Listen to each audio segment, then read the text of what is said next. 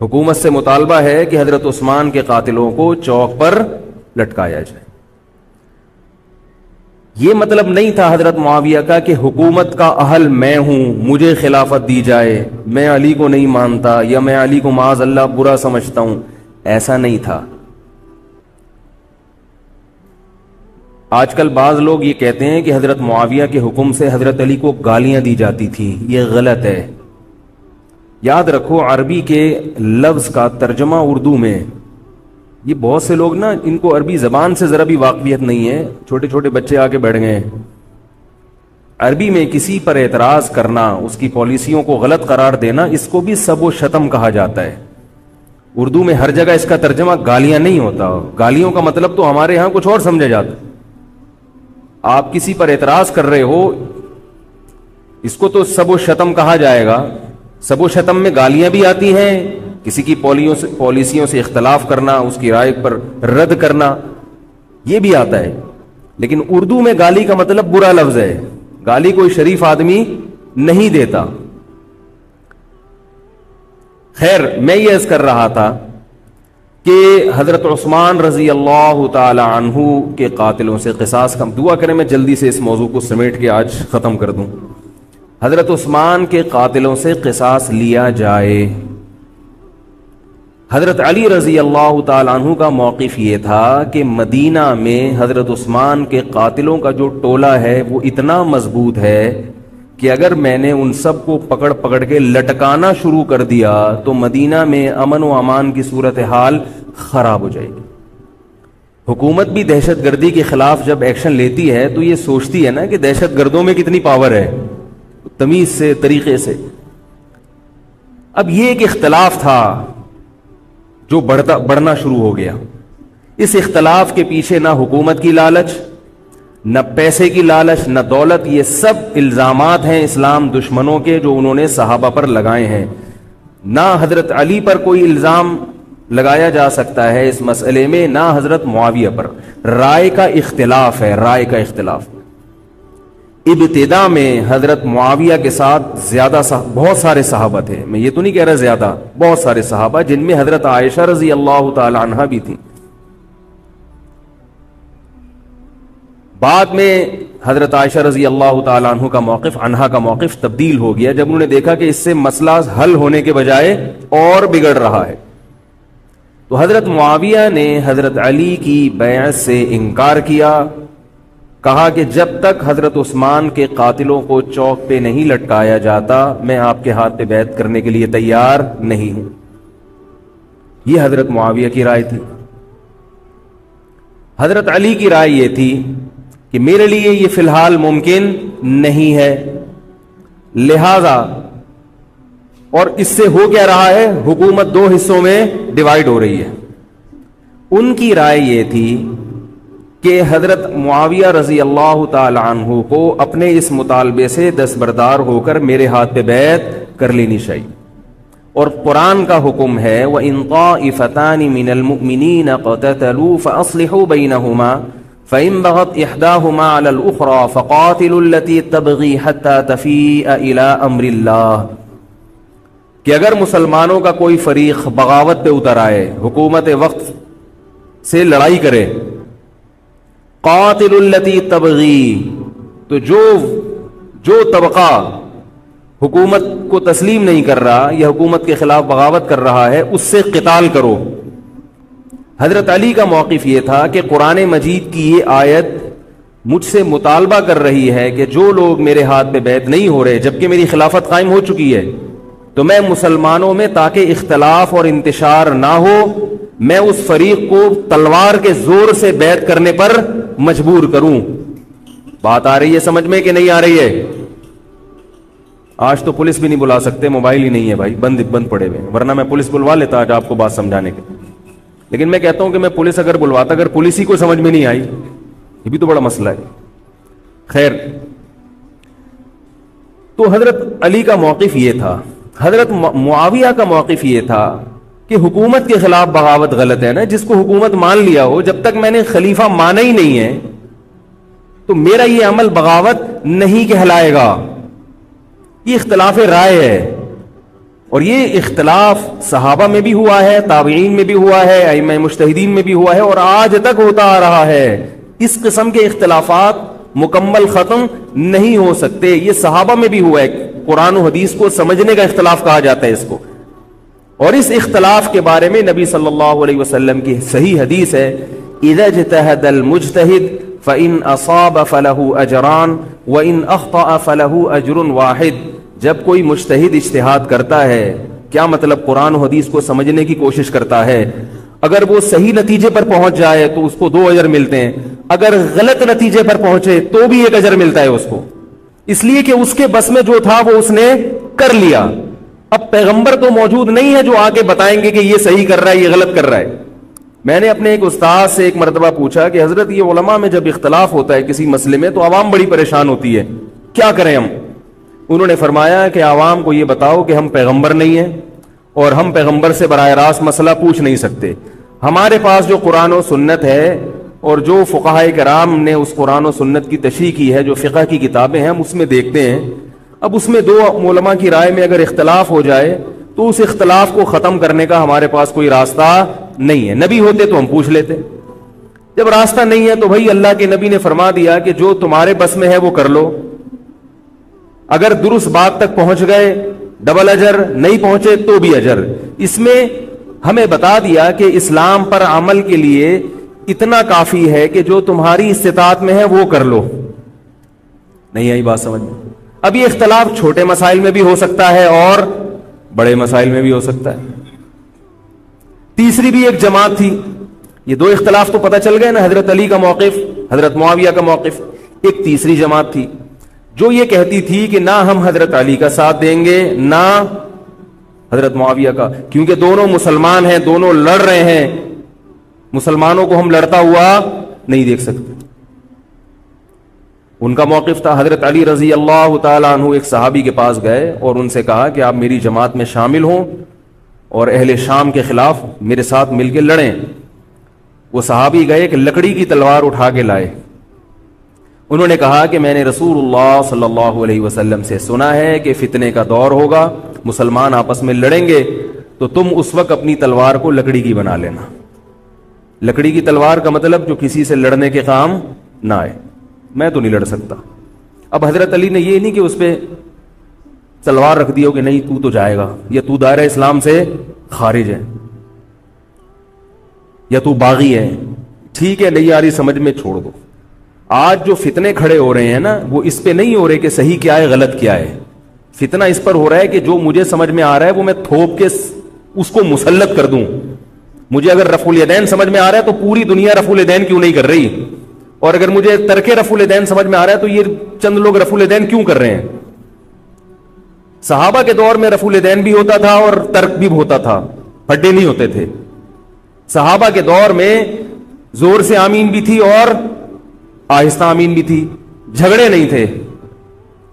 صحابہ کے دور میں امام کے پیچھے فاتحہ پڑھنے والے بھی تھے اور امام کے پیچھے فاتحہ کو ناجائز اور حرام سمجھنے والے بھی تھے، مگر پھڈے بازی بولو بھائی نہیں تھی۔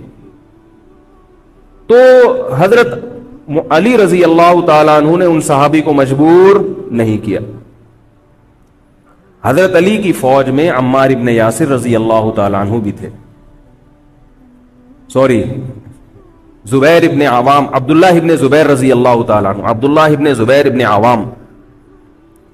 حدیث میں آتا ہے کہ جب جنگ صفین میں، جنگ جمل میں دونوں فوجیں آمنے سامنے کھڑی ہوئی ہیں، زبیر ابن عوام رضی اللہ تعالیٰ عنہ نے تقریر کی، اہل شام سے خطاب کر کے کہا کہ اے اہل شام، ہم جانتے ہیں کہ تمہارے ساتھ محمد صلی اللہ علیہ وسلم کی زوجہ ہیں حضرت عائشہ، جو ہمارے موقف سے متفق، یہ صحیح بخاری کی روایت ہے، جو ہمارے موقف سے متفق نہیں ہے، لیکن ہے نبی کی بیوی، اور ساتھ کس کا دے رہی ہیں؟ تمہارا۔ اب اعتدال دیکھیں صحابہ کی رائے میں، فرمایا اللہ کی قسم ہم یہ جانتے ہیں کہ جیسے وہ دنیا میں نبی کی زوجہ تھی، جنت میں بھی نبی کی زوجہ ہوں گی، اگرچہ وہ اس معاملے میں ہمارے خلاف ہیں، مگر اس کی وجہ سے ہم ان کے جنتی ہونے کا انکار نہیں کر سکتے۔ کیا مطلب؟ ان کی سمجھ میں جو آ رہا ہے وہ اس کے حساب سے کر رہی ہیں، لیکن ہماری سمجھ میں ان کی بات نہیں آ رہی. کیوں؟ اس لیے فرمایا کہ ہم یہ دیکھ رہے ہیں کہ اللہ ہمیں نبی کی زوجہ عائشہ رضی اللہ تعالی عنہا کے ذریعے آزما رہا ہے کہ تم نبی کی زوجہ کو دیکھتے ہو یا قرآن کے حکم کو دیکھتے ہو. قرآن کہہ رہا ہے کہ خلیفہ کے خلاف بغاوت نہیں ہو سکتی، کائنم من کان، بغاوت کرنے والا کوئی بھی کیوں نہ ہو. تو نہ چاہتے ہوئے بھی ہم تمہارے خلاف آگے کھڑے ہوئے ہیں. خدا کی قسم اس آزمائش میں ہمیں کس نے ڈالا ہے؟ اللہ نے ڈالا ہے. وہ لوگ جو حضرت عائشہ رضی اللہ تعالی عنہا پر تہمتیں لگاتے ہیں، جو حضرت معاویہ کو برا بھلا کہتے ہیں، وہ لوگ حضرت علی اور ان کے ساتھیوں سے سبق کیوں نہیں سیکھ لیتے؟ ایک مرتبہ میرے پاس ایک سوال آیا، سوال کرنے والے نے حضرت معاویہ کی شان میں گستاخی کا پورا ایک باب باندھا ہوا تھا. اس نے کہا کہ جس نے نبی کے داماد کے خلاف تلوار اٹھائی وہ اسلام میں معاذ اللہ کیسے ہو سکتا ہے، اور ایسے برے برے القاب کہ میں زبان پہ بھی نہیں لا سکتا.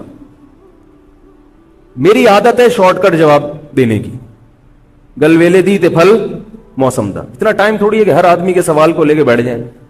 میں نے کہا آپ کے جواب میں اتنا کافی ہے کہ یہ وہ الزامات ہیں کہ جس کے خلاف تلوار اٹھائی اس نے بھی یہ الزامات نہیں لگائے. مدعی سست اور گواہ چست. نہیں آ رہی میرا خیال ہے بات. جو حضرت علی کے ساتھ تھے انہوں نے تو یہ کچھ حضرت معاویہ کے خلاف نہیں کہا. انہوں نے تو وہ تو پھر بھی جنتی مان رہے ہیں، ایک دوسرے کی نماز جنازہ میں شریک ہو رہے ہیں، مال غنیمت کو تقسیم نہیں کر رہے، ایک دوسرے کی عورت پہ ہاتھ نہیں اٹھا رہے، احترام کر رہے ہیں، ایک دوسرے کے پیچھے جنگ ختم ہونے کے بعد نمازیں پڑھی جا رہی ہیں. اللہ تعالیٰ نے یہ مثال صحابہ کی قائم کی ہے دنیا کو دکھانے کے لیے کہ ان میں اتنا بڑا اختلاف ہو کہ تلواریں بھی چل جائیں تو وہ اختلاف بھی حدود سے تجاوز نہیں کرتا. اور ہمارے چھوٹے چھوٹے اختلافات میں کیا ایک دوسرے کے خلاف بہتان تراشیاں اور زبان درازیاں ہوتی ہیں. تو یہ اختلاف تھا حضرت علی اور حضرت معاویہ کا، جس میں تین فریق تھے. ایک حضرت علی تھے، ان کا موقف یہ تھا میرے لیے تلوار اٹھانا واجب ہے. حضرت علی کے ساتھ جو لوگ تھے ان کا بھی یہ موقف تھا. حضرت معاویہ کا یہ موقف تھا کہ میں باغیوں کی فہرست میں آتا نہیں ہوں. کیوں نہیں آتا؟ اس لیے نہیں آتا کہ میں نے خلافت کو تسلیم نہیں کیا. اور ان کے ساتھ بھی صحابہ کرام کی ایک جماعت تھی. اور تیسرا موقف، بہت سارے صحابہ یہ تھے جو کہتے تھے ہم کسی کا ساتھ نہیں دیں گے، دونوں طرف مسلمان ہیں، ہماری تلوار سے کسی مسلمان کا خون ہو ہم یہ برداشت نہیں کر سکتے. ہماری رائے یہ ہے، اہل سنت والجماعت کی رائے یہ ہے کہ یہ ان تینوں فریقوں میں جو برحق تھے وہ حضرت علی تھے، کیونکہ حکومت تھی ان کے پاس. باقی جو دونوں فریق تھے صحابہ کرام کے، ان سے غلطی ہوئی ہے، مگر یہ غلطی اجتہادی ہے. یہ نفس پرستی والی غلطی، حکومت کی لالچ والی، دولت کی لالچ والی، یہ ہٹ دھرمی والی، یہ ضد والی غلطی بولو بھائی نہیں ہے. یہ وہ غلطی ہے جس کے بارے میں محمد صلی اللہ علیہ وسلم نے فرمایا کہ اگر مجتہد سے غلطی ہوتی ہے تو بھی اس کو اجر ملتا ہے، کیونکہ اللہ نے قرآن میں فرمایا فاتقوا اللہ ما استطعتم، اللہ سے اتنا ڈرو جتنی تم میں استطاعت ہے. تو ان کی جتنی سمجھ میں آیا انہوں نے اس حساب سے کیا. تو دو جنگیں ہوئی ہیں، جنگ جمل اور جنگ صفین. اب ایک اور بات ہے، تاریخی حقیقت ہے کہ دو جنگوں کے بعد حضرت علی رضی اللہ تعالی عنہ کو خوارج نے شہید کر دیا. یہ وہی خوارج جو حضرت عثمان کے قاتل تھے. انہوں نے شہید کس کو کیا؟ حضرت علی کو. حضرت علی کی شہادت کے بعد حضرت حسن رضی اللہ تعالی عنہ کی 6 مہینے تقریباً خلافت رہی. حضرت حسن رضی اللہ تعالی عنہ نے امت میں جوڑ پیدا کرنے کے لیے حضرت معاویہ رضی اللہ تعالی عنہ سے سلو کر لی اور خلافت سے دستبردار ہو کر حضرت معاویہ کے ہاتھ پر بیعت ہو گئے. نہیں آ رہی میرا خیال، پولیس کو فون کریں یار. بہت اہم بات ہے یہ، اس کو اچھی طرح سمجھ لیں، اللہ کرے سمجھ میں آئے. تو جب یہ ہو گیا تو مسئلہ ختم ہو گیا نا. لوگوں نے حضرت حسن سے کہا، یہ میں بالکل مستند روایتیں پیش کر رہا ہوں، اس کے سب کے حوالے ہیں، اور بہت ایسا نہیں ہے کہ تاریخ کی کتابوں کے، یہ حدیث کی کتابوں کے سے پیش کر رہا ہوں. حدیث کا جو معیار ہے وہ تاریخی کتب سے بہت زیادہ ہوتا ہے. لوگوں نے حضرت حسن سے یہ کہا کہ یہ تو عار اور ذلت کی بات ہے کہ آپ کے والد نے جس کے خلاف 2 جنگیں لڑی ہوں تو آپ اپنے والد کی جس سے دشمنی رہی ہو بیٹا اس سے بیعت ہو رہا ہے. ہمارے ہاں اس کا تصور ہے. سیاسی لوٹے ہمارے ہاں بہت ہیں مگر وہ بھی دنیاوی مفاد میں دائیں بائیں لڑکتے ہیں. آخرت کی خاطر کوئی اپنے عہدے سے دستبردار ہو جائے یہ نہیں ہوتا. حضرت حسن اہل بیت میں سے ہیں. حضرت حسن بیعت ہو گئے کس کے ہاتھ پر؟ حضرت معاویہ. لوگوں نے کہا یہ عار اور ذلت کی بات ہے تو حضرت حسن کے وہ تاریخی الفاظ ہیں کہ میں دنیا کی ذلت کو جہنم کی آگ پر ترجیح دیتا ہوں. کیا مطلب؟ میں مسلمانوں کو آپس میں لڑتا ہوا نہیں دیکھ سکتا. میں نہیں لڑتا ہوا دیکھ سکتا. اب کوئی اس بیس پر حضرت علی پہ الزام لگائے کہ اس کا مطلب وہ لڑتا ہوا دیکھ سکتے تھے. بھائی ان کا جو موقف تھا جو ان کی سمجھ میں آیا وہ انہوں نے کیا. حضرت حسن کا موقف اپنے والد کے موقف سے مختلف تھا. یہ اختلاف رائے ہو سکتا ہے. ان کا موقف یہ تھا کہ بھئی حضرت معاویہ حکومت کے اہل ہوں یا نہ ہوں یہ ایک الگ بحث ہے.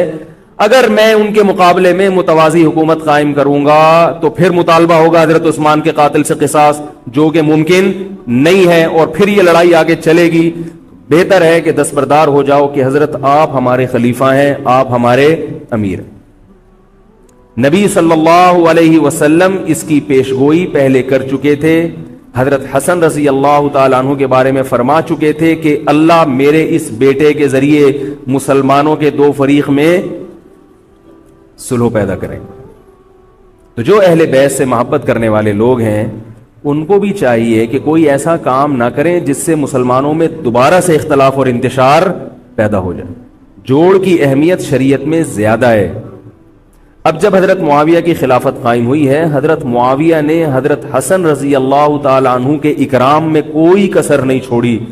اس پر متواتر روایات ہیں کہ حضرت معاویہ جتنا حضرت حسن کا اکرام کیا کرتے تھے اتنا کسی کا اکرام نہیں کرتے تھے. بہت زیادہ آپ کو عزت دی حضرت معاویہ رضی اللہ تعالیٰ عنہ نے. حضرت معاویہ کے بعد یزید کی خلافت قائم ہوئی ہے, حکومت قائم ہوئی ہے. حضرت معاویہ صحابی رسول تھے. بہت سارے صحابہ کو آپ کے طریقہ حکومت پر اعتراض تھا کیونکہ بہرحال باقاعدہ سلیکشن نہیں ہوئی تھی. لیکن پھر بھی صحابہ کرام نے جب حضرت حسن بیعت ہو گئے تو باقی کس کو اعتراض کا ہوگا بھائی. پھر حضرت معاویہ رضی اللہ تعالیٰ عنہ کے دور میں بہت جہاد ہوا ہے. اسلامی خلافت ہمارا جو بر صغیر میں اسلام آیا ہے اس کا بہت بڑا حصہ حضرت معاویہ کے دور میں اسلام آیا. یہاں حضرت معاویہ کے بعد جب یزید خلیفہ بنا ہے مسلمانوں کا تو بہت سارے صحابہ نے یزید کے ہاتھ پہ, بہت سارے تو نہیں چند صحابہ نے یزید کے ہاتھ پر بیعت کرنے سے انکار کر دیا. وہ اتنے تھوڑے صحابہ ہیں جن کو انگلیوں پہ گنا جا سکتا ہے, جن میں حضرت حسین بھی تھے. حضرت حسن نہیں, حضرت حسن کے بھائی, بولو بھائی, حضرت حسین. جمہور صحابہ کا موقف یہ تھا کہ یزید کا طریقہ خلافت اگرچہ غلط ہے, طریقہ حکومت اگرچہ غلط ہے, مگر رسول اللہ صلی اللہ علیہ وسلم کی صحیح احادیث موجود ہیں. نبی صلی اللہ علیہ وسلم نے فرمایا, صحیح بخاری کی حدیث ہے, اسمعوا واطیعوا ولو سلط علیکم رجل حبشی کأن رأسہ ذبیبہ. آپ صلی اللہ علیہ وسلم نے فرمایا, سنو اور اطاعت کرو اگرچہ تم پر کوئی حبشی غلام مسلط کر دیا جائے جس کا سر کشمش کی طرح پچکا ہوا ہو. کیا مطلب؟ سلیکشن نہیں ہوئی بلکہ زبردستی مسلط ہو گیا کسی بھی طرح سے, اور جو مسلط ہوا وہ کسی بھی لحاظ سے حکومت کرنے کا اہل نہیں ہے, غلام ہے. غلام کبھی بھی حکومت کا اہل نہیں ہوتا, اور غلام بھی حبشی, کالا کلوٹا, گوروں سے جس کو ویسے ہی تبھی نفرت ہو, بھائی ہم سارے سفید ہیں اور یہ ایک بلیک کہاں سے آ گیا دوسری قوم کا آدمی. انسان دوسری قوم کے آدمی کو قبول نہیں کرتا, قوم بھی دوسری, اور فرمایا شکل بھی اچھی نہیں ہے. بھائی حاکم کم از کم شکل کا اچھا ہو تو اطاعت کرتے ہوئے مزہ آتا ہے. شکل بھی اچھی نہ ہو تو آدمی کہتا ہے یار اس کی مانوں میں. عجیب سا ہے یہ فطرت ہے انسان کی. لوگ کوشش کرتے ہیں نا امام لائے تو شکل بھی اچھی ہو اس کی, یہ کوشش کرتے ہیں لوگ. امام میں پتہ نہیں کیا کیا دیکھ رہے ہوتے ہیں. تو کیا ہے, شکل بھی اچھی نہیں ہے اور عقل بھی نہیں ہے, سر پچکا ہوا ہے کس کی طرح, کشمش کی طرح. صحیح ہے بخاری کی حدیث. مطلب یہ کہ کسی بھی لحاظ سے نہ لک وائز اچھا لگ رہا ہے آپ کو, نہ اس کے اندر صلاحیتیں ہیں, مگر مسلط ہو گیا, کسی نے بھی مسلط کر دیا, تو آپ نے فرمایا اب اس کے خلاف بغاوت نہیں کرنی, اس کی اطاعت کرنی ہے. آپ کہیں گے یہ کیسا حکم ہے بھائی اسلام کا؟ ایک آدمی نا اہل ہے مگر اس کی مان کے چلو تو مروا دے گا. یہ اس لیے اسلام نے حکم دیا ہے کہ اس کے پاس پاور تھی تو مسلط ہوا ہے نا. کیا خیال ہے بھائی؟ تو اب جب اس کے خلاف چلو گے تو اس سے وہ ہٹنے والا نہیں ہے, وہ خون خرابہ کر دے گا, قتل و غارت کرے گا اور فساد پیدا کر دے گا وہ. کیونکہ اگر وہ کمزور ہوتا تو خلیفہ بنتا نہیں. وہ خلیفہ کی, حاکم کی ڈیفینیشن کیا ہے؟ جس کے پاس قوت نافذہ ہو. ایک دن ایک صاحب کہنے لگے مسلم لیگ کے دور میں, جنرل مشرف کے دور میں اس کو نہیں مانتا, میں اس کو نہیں مانتا. میں نے کہا آپ کے ماننے نہ ماننے سے کچھ نہیں ہوتا, وہ مسلط ہو گیا ہے, جس طریقے ہیلی کاپٹر سے آیا ہو یا فرشتے اس کو لائے ہوں. کیونکہ حاکم کی جو ڈیفینیشن ہے کہ جس کے پاس قوت نافذہ ہو. قوت نافذہ اردو کا گاڑا لفظ ہے. قوت نافذہ کہتے ہیں کہ جب وہ کچھ کہتا ہو تو کر کے دکھا سکتا ہو, چاہے فوج کے ذریعے, چاہے پولیس کے ذریعے, چاہے کسی بھی طریقے. ایک آدمی کو پوری قوم نے سلیکٹ کر لیا مگر اس کی سنتا کوئی نہیں ہے, وہ کچھ کہتا ہے تو اس کے منہ سے الفاظ نکل کے ہوا میں تحلیل ہو جاتے ہیں, چلتی کسی اور کی ہے, وہ جو کہتا ہے کر کے دکھا دیتا ہے. تو اصل حاکم کون ہے؟ جو کہتا ہے اور کر کے دکھا دیتا. اب یہ ایک الگ بحث ہے کہ یہ ظالم ہے, یہ غلط طریقے سے آیا ہے, اس پر بحث ہو سکتی ہے کہ جب یہ غلط طریقے سے آیا ہے تو اس کو قانون کے دائرے میں رہ کے ہٹانے کی کوشش کی جائے. لیکن مسلح بغاوت کرنا, اس کے خلاف بندوق اٹھانا, اس کے خلاف تلوار اٹھانا, اس کی شریعت نے اجازت نہیں دی. میں یہ نہیں کہہ رہا کہ اس کی مخالفت کی اجازت نہیں دی. نبی صلی اللہ علیہ وسلم نے فرمایا سب سے بہترین جہاد ظالم بادشاہ کے سامنے حق بات کہنا ہے. کہنے کی حد تک آپ کو مخالفت کی اجازت ہے کہ بھائی یہ جو وزیر اعظم کا بیان آیا ہے یہ بیان ملک کا بیڑا غرق کر دے گا, ان کی پالیسیاں صحیح, جیسے آج کل ہو رہا ہے کہ اخباروں میں کالم نگار اپنی اپنی رائے لکھتے ہیں حکمرانوں کے بارے میں. لکھنے کی حد تک, بولنے کی حد تک ہے. آپ مسلح دستہ لے کے بغاوت کرنے پر آ جائیں, اس کی شریعت نے اجازت, بول لو بھائی کچھ نہیں ہوتا. یہ قرآن اور سنت سے بات ثابت ہے, اس کی شریعت نے اجازت نہیں دی ہے. کیونکہ آپ یہ کریں گے تو اللہ نے دنیا کو اسباب کے ساتھ جوڑا ہوا ہے. آپ کے پاس کچھ بھی نہیں ہے, نہ آپ کے پاس ٹینک ہے, نہ آپ کے پاس آرمی ہے, نہ آپ کے پاس پولیس ہے, آپ کے پاس صرف جذبہ ہے. خالی جذبہ اگر کارآمد ہوتا تو نوح علیہ الصلوۃ والسلام اور آپ کے ساتھ جو 40 افراد تھے ان میں بہت جذبہ تھا, مگر ایک طرف پوری دنیا تھی. اللہ نے جہاد کا حکم نہیں دیا. اللہ تعالیٰ نے اس دنیا کو صرف جذبات کے ساتھ یا ایمان کے ساتھ منسلک نہیں کیا, اس دنیا کو دارالاسباب بنایا ہے. جذبے کے ساتھ ساتھ کچھ طاقت اور قوت بھی ہونی چاہیے, اور یہ قوت حکومت کے پاس ہوتی ہے, پبلک کے پاس بول لو یار نہیں.